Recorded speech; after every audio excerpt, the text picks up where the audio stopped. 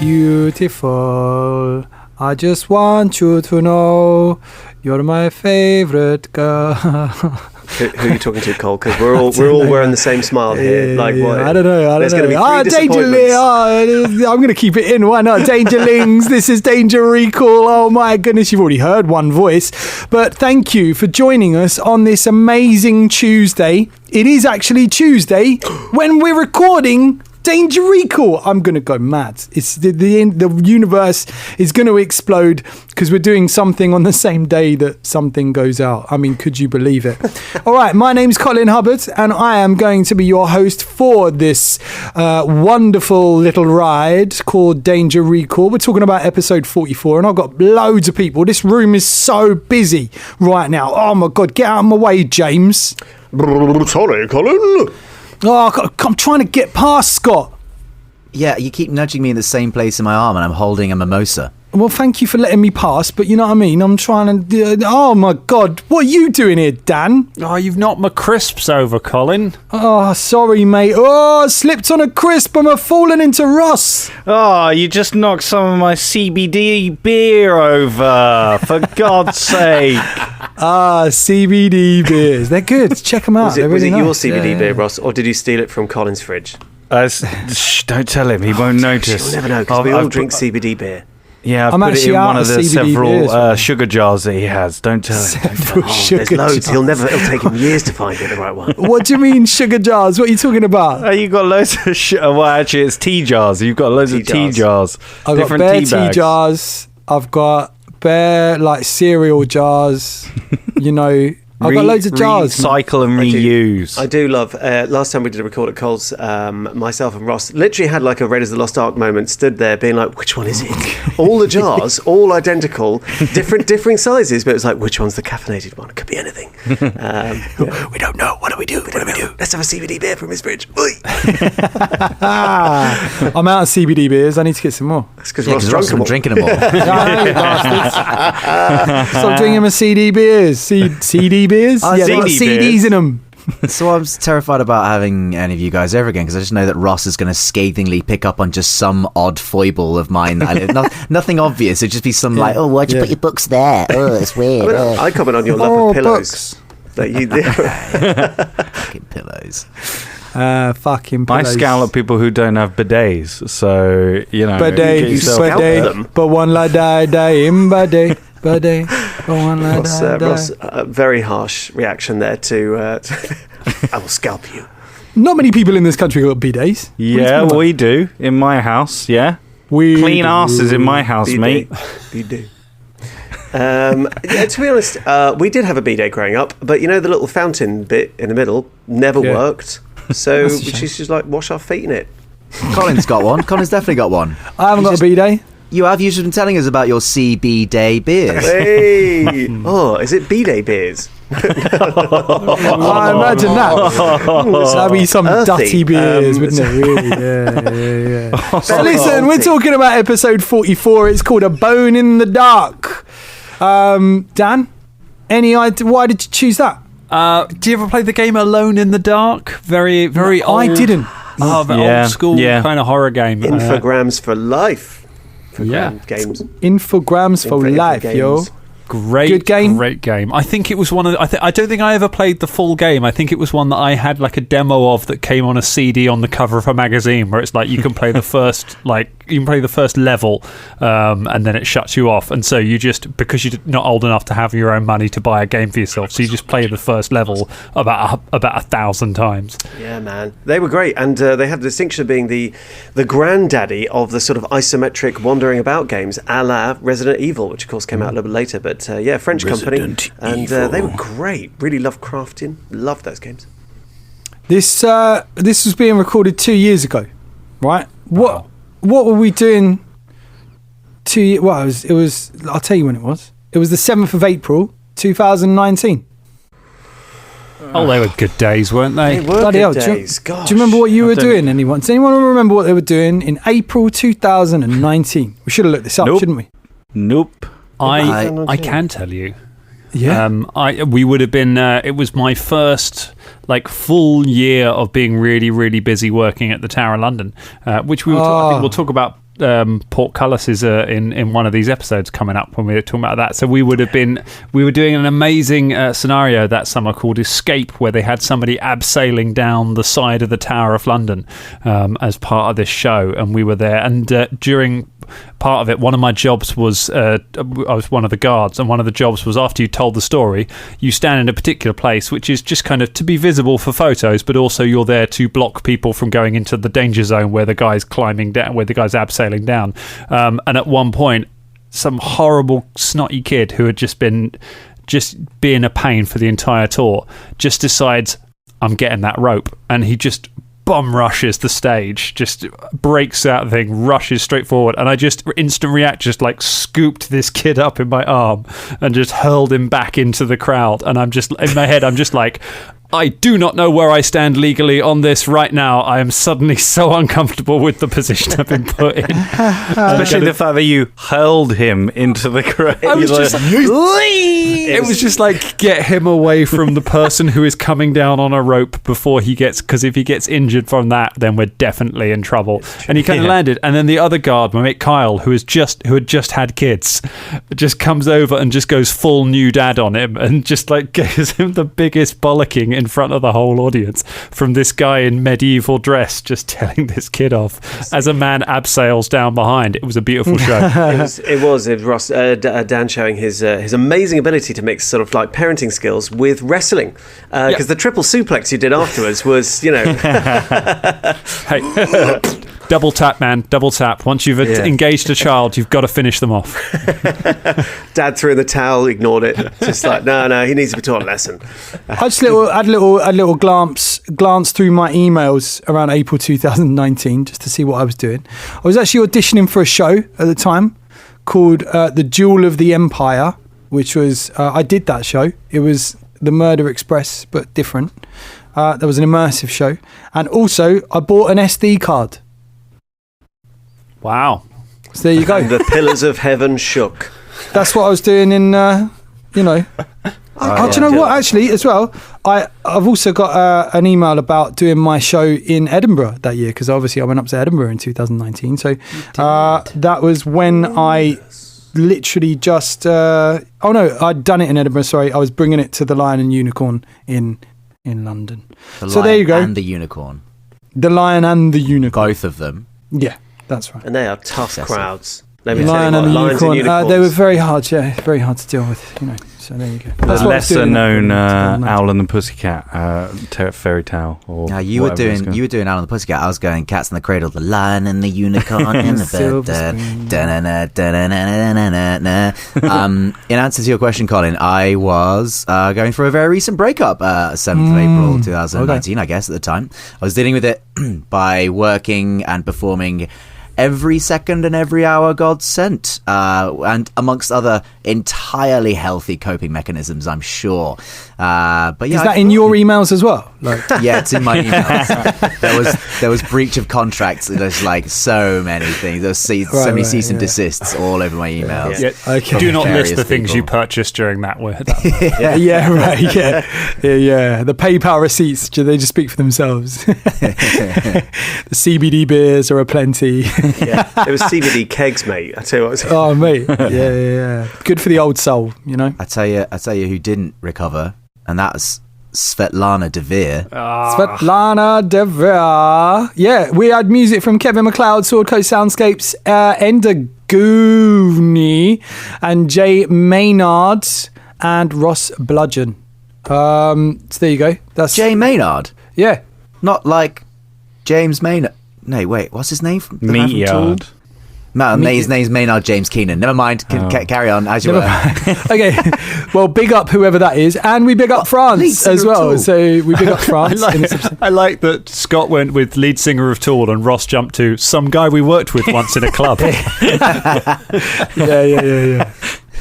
We big up France in this episode. I think that's probably about the 7th time we bigged up France. Yeah. Well, we need to, because what we do in this episode is we absolutely we slag off France. 100% ensure that we have. I've written this stuff down about this because do we? And I'm pretty sure we don't. But do we to date have any French fans? I'm pretty sure it's a no, isn't it? Yeah. I'd like to know this. Dan, have we got any listeners in France? Not that I've seen. I know we've been very successful. I'll tell you what, while we're talking, I'm going to get up the Chartable stats and see what our best ranking in France has ever been, because I don't think it's very high.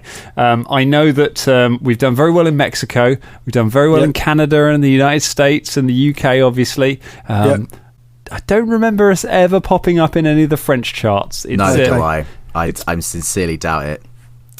It's possible. Let me have a look.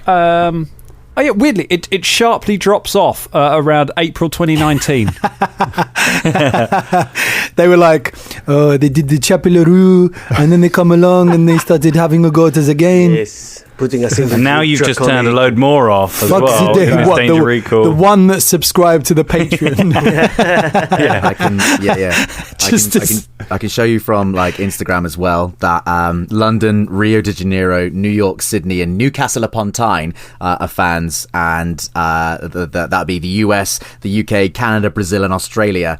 No French names on any of these lists at all. So big up Newcastle upon Tyne. Yeah, man.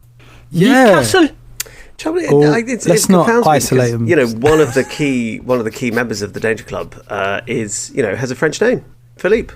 Yeah. You know, a slathering demon monkey who's the size of a bear. I mean, why doesn't that appeal to the sort of you try and appease a whole nation with one name, baboon. you know, and it doesn't work. Come on, we named our monkey after you. What more? I've got the geographic analytics up with the with the caveat of they're not perfect. In the how many episodes have we got out now? 144, something like that. 142 we're on plus this week. Plus all the extras. We've had 5 total downloads from Paris, from the entire nation of France. We have 5 total downloads in the entire history of the Danger Club podcast. Maybe that's when I went to Paris. That probably and I thought, I'm going to listen to my own podcast. So I take from that we should feel free to continue the French voices. Yeah, let's do it. It's fine. Please, if anyone is listening to this and they are French, like, do tweet us and like tell us what's going on, because we love you. Yeah, really. I love the French. Do you know what I mean? Great nation. Absolutely, yeah. Cool. All right, so we got a zombie covered in glue. Fulton is dazed. What's going on, Danger Club? Well, like any normal combat, some shit, some good. No character. Cool. That wraps up the show. Thanks very much. I've got to say, actually, listening to this one again, it is quite confusing as to see what's going on, because there's so many undead in play. Because Velder's sort of dipping his toe into necromancy. So we got loads of. I was trying to picture in my mind being like, gosh, there's a lot of skeletons with glowing eyes and shuffling things going on. It was great. Is this the beginning, James, of Velder becoming evil? Or? Well, I was wondering when this point would come up, because it's also key in the next sort of episodes. I'd kind of forgotten how much he really kind of enjoys having undead shuffling around after him, and it is very, very useful later on. But we shall come to that. That's another thing. But he. I mean, is necromancy evil? Really, it's a new lease of life. It's recycling. It's making use of what other people would bury. It's like just Art Attack, severing Blue someone's Peter. entire sentient. Yeah, or like Blue Peter using old household objects to make a bit of art. Oh, I thought you meant using the reanimated corpse of Neil Buchanan in a potential fight against skeletons. But by the way, Neil Buchanan is not intrinsically good or evil. He's just a tool. Blue Peter's line on necromancy would probably be, "Here's one I slayed earlier." Hey, nice. And they just stick toilet rolls to him and just say, well, it's fine. It's fine. And give him a Blue Peter badge. Velder's a bit like a Womble, isn't he? Just, reusing the things that others leave behind. Yeah, exactly. Yeah. I mean, you could say that of this boss and this entire plot. I mean, that's kind of what he's doing. Yeah. Caragor does actually ask, I can't remember, I think it's this episode, it might be the next one. Caragor does actually ask, like, have you had control over people before? Is it something that you enjoy, or something along those lines? It never gets answered, because obviously I think I asked that as we're trying to go through a portcullis or something. But did ask. Never got an answer. Oh no! You said you did get. I think you gave like a vague, or Velder gave a vague answer on it. A vague Velder answer. I mean, essentially, no, not really. He's a leaf on the wind most of the time, or at least he was before the Danger Club. So maybe he's kind of enjoying. And also, he gets a lot of back chat. I guess a lot of abuse, whereas you don't get that from the dead. Maybe this is why he sympathised with Dark Michael. You don't get back chat from the dead. If there is ever a necromancer's title, like quote, put down a T-shirt, everybody. They do what I say and they don't ask questions. Just no back chat. It's just no back chat. Do that. Ooh, that's right. Yeah, I am correct. Psycho. This isn't the first time it's happened, and not to one character, but lots of people have done it. I got 3 natural 20s in a row in this session. Yeah. You know what I mean? And I think before, when it happened to you, Scott, we threw it out there, mathematicians. We said, any mathematicians out there, what's the probability of getting 3 natural 20s in a row? I don't know this. I was going to look it up before we before we pressed record and recorded this episode, but I didn't. So mathematicians, here's another call out. Thanks. Okay. I'm just looking up now because I have got. Okay. Maths corner. Anyone got a guess? So 3 out of 20. Yeah, times 3. I don't really know how it works, to be honest. I don't know how probability. Not sure. This is the quickest of internet searches. But what do you think are the odds? Like betting odds, like such and such to 1. Oh, I don't know betting odds. 1 in 1,000. 1 in 1,000? Yeah. Any takers, higher or lower? 1 in 5,000. No. I mean, no. No. I'm going to give it away now. I honestly, just for the sake of moving on, it is 8,000 to 1. The chances Jeez of rolling Louise. 3 natural 20s in a row, apparently, according to that. So they're pretty steep odds. Pretty steep odds. I can't wait till I get 4 in a row. You know what I mean? I could look up. Yeah. Us too, buddy. Us too. Yeah. I can't wait. Lottery ticket that day, man. I can't wait for Fulton to get 1. Just We said we were going to count it. Another full episode with that crit card. Yeah, getting rid of it. That's it. Yeah, that's one episode more. Yeah. So we burn this zombie after we get the shield down, don't we? We sort of burn this zombie in the room, and then we have a spit. We got loads of stuff. We get loads of potions, and we get like a control undead wand, and we get a spear and loads of other stuff. And we sleep because M needs to sleep. Fulton almost leaves during the night. Almost kind of destroys the whole plan. Ross, would you have done it if nobody had said, "Come on, mate"? Yeah, I did it in our social game with my ranger character. I went off in the dark at night to go and get a new animal companion, and I pretty much came back dead. The bit I had one last roll to do animal handling, otherwise I was going to die. With a horribly and no one else bear in tow. Yeah, and nobody knew. Nobody knew about it, and then the bear came back and put me down, and I was half bloodied. So yeah, I probably would have, to be fair. Didn't learn from that experience. Nah, Dan, your face. Were you DMing that game? Oh my god, I was. That was a beautiful. Those moments are always good. My favourite walking off in the middle of the night encounter was James in a level 1 Pathfinder game when he walked off to have a wee in a bush and got attacked by a viper and was like, "Well, I'll fight this with my swashbuckler." And because of just bad rolls and the viper having quite a high AC because it's tiny, just couldn't land a hit, and it was just doing tiny bit of damage to the point that James was like, I leave it and I just go back to bed. Yeah, and it was more in panic because I only had about 12 hit points, and it kept doing like 2 hit points, 3 hit points, and I couldn't hit it. I just kept rolling at 1s and 2s. I was like, I'm going to die. I'm going to die to a viper. I think you even said it was like a grass snake. It wasn't even a viper. You're making it sound cooler than it was. It was just like a grass snake, and it was like, I'm going to die having a pee. And I just ran away and got my tent. And forever, Blacklock the pirate had a fear of snakes. And he never came back. Never came back. Never did get its vengeance. Weren't you going to introduce that snake later on, Dan? You were going to every game end of level it's campaign boss. Yeah. It's just going to come back. I was going to say every now and then Dan did throw it in and be like he'd do the cinematic end of that particular season, and there's a little grass snake standing on the mountain staring off into the dawn, waiting. Yeah. I was fully expecting when we finally fought, the Lich at the end of that campaign, for the Lich to take its mask off and inexplicably without any thumbs, somehow with a forked tongue, it's just all along. That would have been terrifying. But yeah, Fulton running away and doing stuff, and I just imagine in that scene when we were in, the ossuary, where Fulton is kind of bordering on sociopathic. Fulton would have watched us all get our bedrolls out.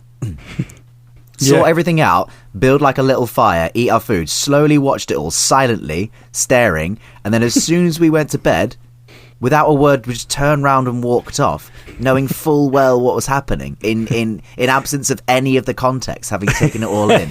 Such a bizarre move. My favourite bit about that moment was that when he said, I'm just going to go and do an explore, he was unequivocally told no by Velder, Caragor, Shania and Colin. Because Colin just broke character with no mate, you'll mess it up. Well, I'd already said that M is asleep, so I couldn't go back on that and go, M's awake now and he says something. I had to literally go, come on mate, if you fuck off, it's just going to mess up everything. But it's up to you. But fuck's sake, you're going to try somewhere else. Yeah.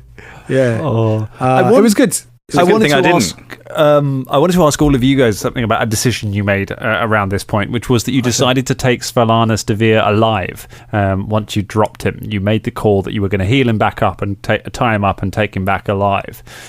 What was the thinking behind that? Because I that was really interesting. I really liked that. It was kind of like evidence, wasn't it? We were thinking that we could take him back upstairs and go, this is the guy, he's been making the zombies, and we could do that. I think that was what we were talking about. Probably get more money as well, maybe more money. That was another thing that you said, I remember, Ross. And I think we've been aware, because obviously when we investigated in the village way back when, of the need to have evidence and accountability, rather than be like, look, this is the guy, Sim.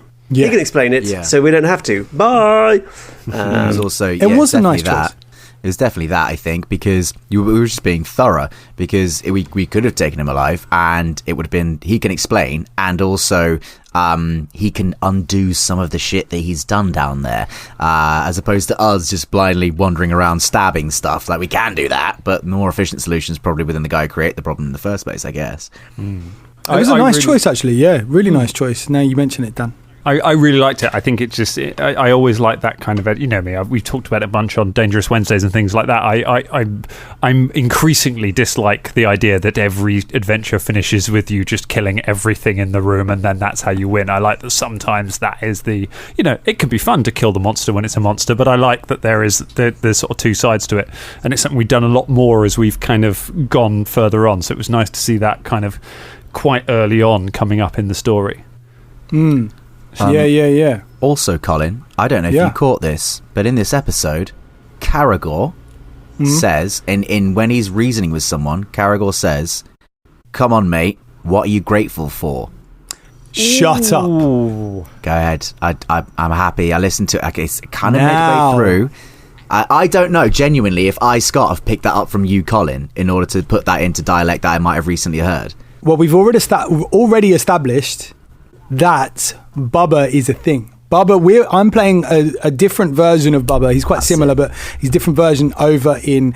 And last time we mentioned the Tengu, it was when you turned around and said to M, you were like, oh, it's a Tengu, look, M, it's a Tengu. Then that's where it's come from. And I go... From the 5e game, So it might be, this is the same recording session, so it might be you looking at me and winking going, what are you grateful for? Right. Yeah, I can't remember that moment, but I would put money on it. If we could put a camera in the room, if we could go back to that moment. Sounds right, mate. Sounds good. Mystery like solved. Something you'd say, yeah. It was good, though. Really good catch. Nice one, son. That was great.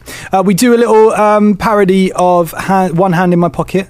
We say, one drow on my shoulder. And we started doing that. I thought I'd do a very mini deep dive on this song, One Hand in My Pocket by Alanis Morissette. That's from the album The Jagged Little Pill. It's the third studio album by Alanis Morissette. Did you know that? I always thought it was the first. It's the third. First two, she's more like a dancey kind of like, she makes dancey records apparently. I've not listened to them, but the third studio album topped the charts in 13 countries, sales of over 33 million copies worldwide, one of the best-selling albums of all time, winning 5 Grammys. There was also an acoustic re-recording of this album released in June the 13th, 2005, and there was supposed to be a world tour last year, but obviously COVID hit and it didn't happen because it was the 25th anniversary. That would be one to catch. That is an amazing album. It is a great album. I tell you what, it did get so overplayed. Yeah, it did. It was so saturated at the time. I don't know if you remember. Everywhere you went, you heard a song from that, and it did get really fucking annoying. It's funny, isn't it? Because does anyone remember Drummond's second line to that song? No, what was it? In my pocket. And the other one in Something with My Friend. The other one's Kitchen with My Friend. In the Kitchen with My Friend. In the Kitchen with My Friend. Yeah, I know. I chortled merrily to that. In the Kitchen with My Friend. It's like, it's an equally best-selling album. Watch out for Drummond's remixes. Yeah, right. Yeah. I'd love to hear him do the whole album, Jagged Little Pill, like a version of that. That's a good idea. Oh god! Speaking of the drow in question, this Svetlana, who still we refuse to say the proper name of, his second name is Devere. Is that correct, Dan? It is, yes. Devere is a name with a lot of weight to it in the fantasy role-playing community because the Devere Drow House was introduced, I believe, into the popular lexicon by R.A. Salvatore with his Drizzt Do'Urden novels. Indeed, the doomed Devere House, at least in the books anyway, doesn't get a particularly good treating at the start of Drizzt's story. But yeah, I didn't know how much of that carried over into Pathfinder. Clearly, some of it, because the Devere are also the same people who taunt/bully Shania in Kaer Marga, aren't they? When they meet her, they're also Devere Drow. They are. We did a big deep dive on House Devere and Svetlana's Devere on last week's Danger Recall about the connection between you. Missed them. That's all right. Give us £5. You can join the Patreon. You can find that. No discount. No. In terms of where they come from, yes, they are absolutely taken from the Dark Elf trilogy. They are the bloody first chapter of the very first book. It's not really even a spoiler. It's how the book opens. The House Devere has something horrible happen to them at the start of it. They're not in Pathfinder lore, as far as I know, as a name, but I needed a name for a drow house, and they were one that I'd used for that, and also one I had used back when I was LARPing. In those days, I'd used it as a drow house name, so it's one that's just always been kind of orbiting around in my head as a drow house name. So it was like, I need a drow house. That'll do. You're having a LARP, mate? We're having a LARP. Drow house. Middle of nice. Menzo Baranzan Drow House. So look, after this, we meet some skeletons. We have a few hits. They get a few hits on us. We do a bit of No Limit by 2 Unlimited. Remember that song? Oh yeah. I've got, mate, on my notes, you got, I've got I hope that Colin does a deep dive on No Limit. Have you got a deep dive on it? Do you know what? I've got a little one. Yeah. Shallow dive. Banger. No Limit is a song recorded by the Dutch Eurodance band 2 Unlimited. It was released in 1993 and it was their 5th single in total. So they had singles from their first album as well. And it's the first to be released from their second album. It's called, their album was called No Limits. And it went to number 1 in 13 countries. Nice. There you go. Nice. It was a very small deep dive. Back in the day, I used to look a little bit like the guy Ray. And there was a girl at my school who looked a little bit like the girl Anita from 2 Unlimited. So we used to be like the 11-year-old versions of 2 Unlimited. Nice. Wow. There you go. That was a very uninteresting story. Did you reach for the skies? No, too deep. No. I didn't. No. No. I mean, I am now. I don't think I was then. You know, 11 years old, you've got to reach for everything, really, haven't you? You haven't gone through your growth spurt yet. You haven't. The song will be like, no, so not at many all. limits. Can't reach for anything. Reach for my shoes. Cole, I have one note in here. If it's not about 2 Unlimited, I don't want to hear it. No. I've got an MZ question because I've got a note about MZ that I want answered. I've just got MZ's been dead before. Never explains it. Never explained. Now, tell everyone. Oh shit! Okay, this is testing me. I tell you what. We'll talk about it in the next episode. Very nice. Okay. Because I can't get the notes up. I'll have to find them. Fine, that gives me a window to talk about my thing that I want to talk about, which was the fact that I like to brag about it. I bought you dice, and we mentioned it in this episode. Yes. Colin, yes, we do. prior to this, didn't have his own D20s, and I saw that as a sin. Now, didn't this happen earlier on? Didn't you give me you gave me a D20 and a D12 like earlier on? Just keep giving them to you, mate. I just in the hopes that you'll like make my editing better in the episodes. Or was this recorded? I tell you what, this might have been recorded around Christmas time, like maybe in January. Because we did a whole batch of records. So even though it was released in April, we probably recorded it in January. And I think we did our Secret Santa. And you gave me my Blood Rager dice. Nice. So I think that's why we bring it up. Mm-hmm. Yeah, so actually, what were we doing in January 2019? Still in a relationship, I think. Very nice. No, I have. I do like the dice thing. Once you got like a lot of friends and compatriots in the TTRPG thing, dice is such a great gift to have because you're like nice. Easy gift, easy present. Yes, great. And I can pick like you can kind of make them personalized because you're like, oh, this is like maybe the colors of your chosen character or your chosen class. I did have kind of recently there was once fierce haggling between a girl I was seeing because she needed an extra D20 and I needed her D3 because I was about to play a game of Spire. It was like sexy pogs trading, except also really, really nerdy and loser. Yeah, nice. Amazing. Cool, right. Well, that's the end of the episode. We end it with bony spears bouncing through, stabbing people. And yeah, we're going to fight Bony Spears. You announced that you're going to call him Bony Spears right at the end. Right at the end. Scott? Well, also topical. Yeah. I hope Bony Spears does get to stabbing a few. But I think at the moment there is a few people that Bony Spears needs to do some stabbing on by all. Oh my god, yeah, accounts. yeah. Bony Spears really needs to get free. Mm-hmm. We've had a massive change on the justifiable homicide rankings. Let's do it. Can we get a sting for this? I think we need a sting. James, give us a sting for the justifiable homicide. Justifiable homicide.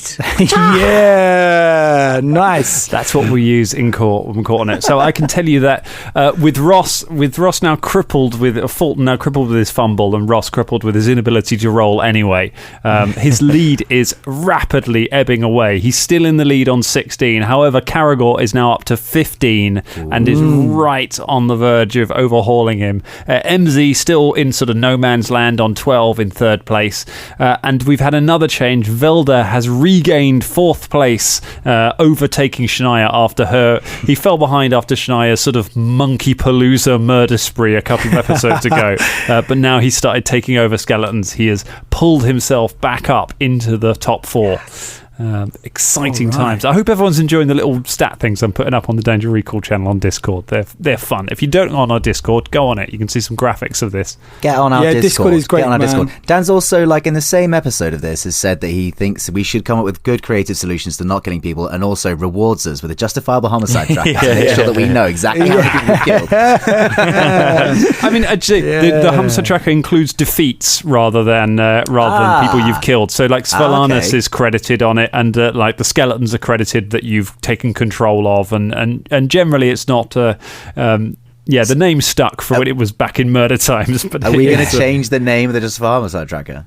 I really like the Justifiable. I like the JHR. I think it's great. Well, maybe Dangerlings, if you want to change it, if you want to make it like something less guilt-ridden, then help us out there. That'd be great. It's got justifiable in it. It's Oh, of course, justified. It's justified. Justin Timberlake. Oh no, we can't talk about that. Anyway, free Britney. We love you, Dangerlings. Thank you so much. Get on the Discord, get on the Facebook, get on the Instagram. Bye. I didn't say bye to all my guests, but you heard all their voices. Goodbye, everyone. Bye. Goodbye, but evilly. Where are my crisps?